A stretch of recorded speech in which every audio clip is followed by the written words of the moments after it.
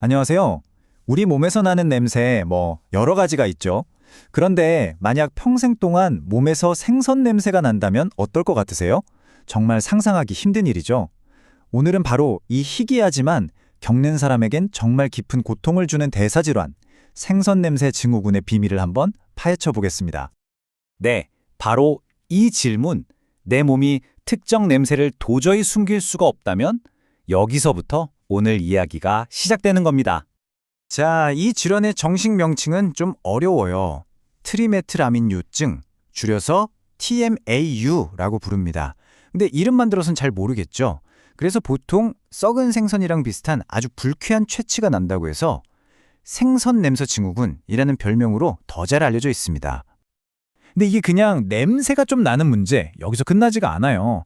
한 연구를 보면요. 이 질환을 앓는 분들은 엄청난 당혹감, 낮은 자존감, 그리고 사회적 고립을 겪는다고 해요.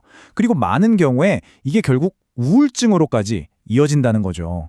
그러니까 이건 단순히 몸의 문제를 넘어서서 정말 심각한 심리적, 사회적 고통이라고 할 수 있습니다. 자, 그럼 대체 이 수수께끼 같은 생선 냄새는 어디서부터 또 어떻게 시작되는 걸까요? 첫 번째 섹션에서 그 미스터리의 핵심으로 한번 들어가 보겠습니다. 이 냄새가 정말 힘든 게 뭐냐면요. 땀, 숨 쉴 때 나오는 입김, 소변, 그러니까 몸에서 나오는 거의 모든 분비물을 통해서 밖으로 나온다는 거예요. 그러니 이걸 관리하기가 얼마나 어렵겠어요. 정말 피할 수 없는 문제가 되는 거죠. 환자들을 더 힘들게 만드는 건 이 증상을 예측할 수가 없다는 점이에요. 평소엔 좀 괜찮다가도 사춘기나 월경 기간 아니면 그냥 스트레스만 좀 받아도 냄새가 확 심해지는 거죠.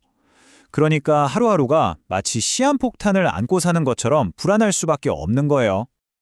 자, 그럼 이제 현상, 즉 무엇에서 그 원인, 왜로 한번 넘어가 보죠. 도대체 어떤 화학물질이 이 모든 일의 원흉인지 그 범인을 추적해 보겠습니다. 근데 정말 놀랍게도요, 이 냄새의 시작은 바로 우리 식탁 위에 있습니다. 우리가 흔히 먹는 붉은 고기, 계란, 콩, 또 어떤 생선들, 여기에 카르니틴이나 콜린이라는 성분이 아주 풍부하거든요. 바로 이 성분들이 냄새를 만드는 원재료가 되는 겁니다. 전문 용어로는 전구체라고 하죠. 자, 이 음식 재료들이 우리 장으로 들어가면요. 거기서 아주 특별한 박테리아들을 만납니다. 바로 산소를 싫어하는 박테리아, 혐기성 박테리아인데요. 이 박테리아들이 이 재료들을 분해하기 시작하는 거죠. 그러니까 사실 우리 몸속 미생물들이 이 과정의 숨은 주역이라고 할 수 있겠네요. 그리고 바로 이 분해 과정에서 이 박테리아들이 그 원재료들을 아주 지독한 냄새를 풍기는 공기 중으로 쉽게 퍼져나가는 화학물질로 바꿔버립니다. 네, 바로 이 물질이 오늘 이야기의 핵심 범인입니다.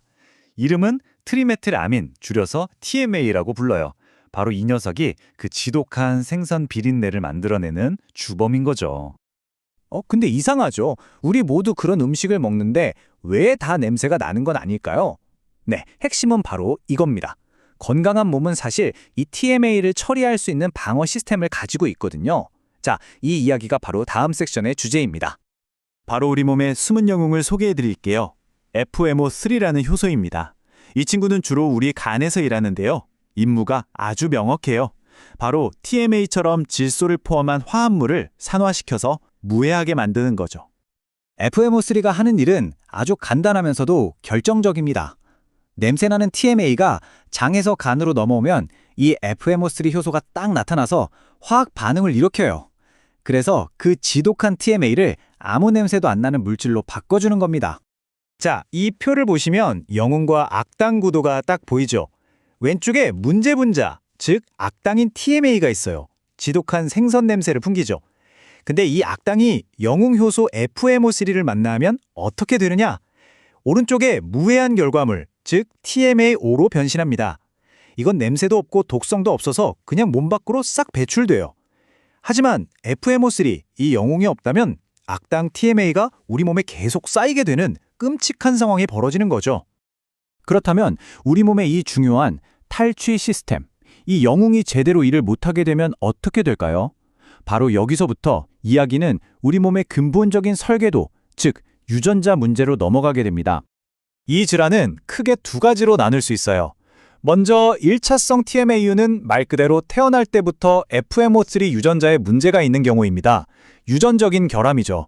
이건 부모님 양쪽으로부터 문제가 있는 유전자를 물려받아야 나타나는 소위 열성 유전 방식이에요.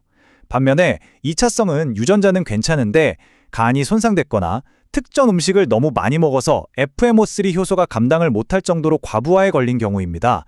그래서 이건 일시적일 수도 있어요.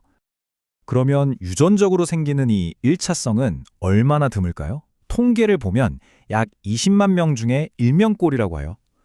굉장히 드물죠? 하지만 사실 이 병에 대해 잘 모르는 경우가 많아서 진단받지 못한 분들까지 합치면 실제로는 이보다 더 많을 수도 있다고 합니다. 안타깝게도 아직 완치법은 없어요. 하지만 희망이 없는 건 아닙니다. 이 질환을 제대로 이해하는 게 바로 관리의 첫걸음이거든요. 자, 그럼 지금부터는 이 보이지 않는 질환과 어떻게 함께 살아갈 수 있는지 그 관리 방법에 대해 알아보겠습니다. 다행히 증상을 관리할 수 있는 여러 가지 실용적인 전략들이 있습니다. 가장 기본은 식단 조절이겠죠. 냄새의 원재료가 되는 콜린이나 카르니틴이 많은 음식, 그러니까 붉은 고기나 계란 같은 것들을 좀 줄이는 거예요. 그리고 장내 세균을 조절하기 위해 저용량 항생제를 쓰기도 하고 활성탄 같은 보충제로 냄새 물질을 흡착시키기도 합니다. 심지어는 피부의 pH 농도를 5.5에서 6.5 사이로 맞춰지는 특수 비누를 쓰는 것도 도움이 될 수 있어요. 정말 다각적인 접근이 필요한 거죠. 물론 이 모든 걸 시작하기 전에 가장 중요한 게 있습니다.